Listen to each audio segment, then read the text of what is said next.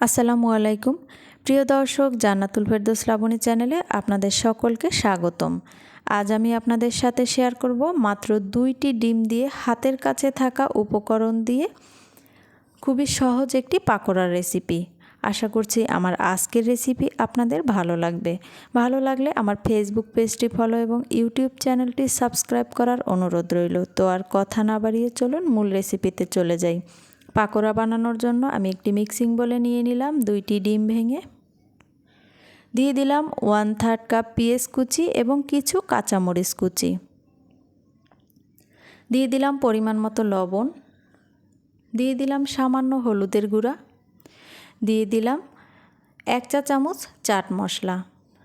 এখন আমি এরকমের একটি কাঁটা চামচের সাহায্যে সবগুলো উপকরণ খুব ভালোভাবে মিক্স করে নিচ্ছি।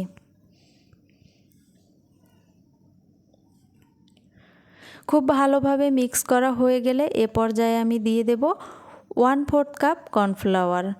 হাতের কাছে কর্নফ্লাওয়ার না থাকলে এখানে আপনারা কর্নফ্লাওয়ারের পরিবর্তে চালের গুঁড়াও অ্যাড করতে পারেন। দিয়ে দিলাম 1/4 কাপ বেসন, দিয়ে দিলাম একটি টমেটো কুচি। এখন আমি সবগুলো উপকরণ আবারও খুব ভালোভাবে মিক্স করে নিচ্ছি। মেশাতে মেশাতে ঠিক এ পর্যায়ে যখন আসবে তখন আমি এগুলো ভেজে নেব। পাকোড়া ভাজার জন্য আমি একটি প্যানে পর্যাপ্ত পরিমাণ তেল নিয়ে নিলাম। তেলটাকে গরম করে নিলাম। এখন আমি এরকমের একটি চামচের সাহায্যে দিয়ে দিচ্ছি। আপনারা আপনাদের পছন্দ মতো ছোট বড় যে কোনো সাইজের বানিয়ে নিতে পারেন।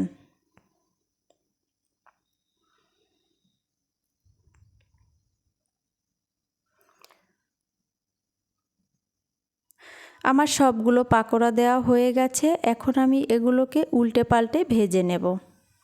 এগুলোকে আমি ব্রাউন কালার করে ভেজে নেব। আপনারা আপনাদের পছন্দ মতো যে কোনো কালার আপনাদের পছন্দ মতো করে ভেজে নিতে পারেন।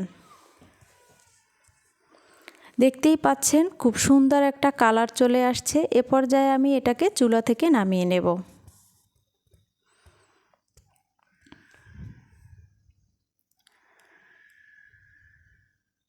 দর্শক, আমার সবগুলো পাকোড়া ভাজা কমপ্লিট। দেখতেই পাচ্ছেন এটা কতটা সুন্দর হয়েছে। এটা খেতে কিন্তু অসাধারণ।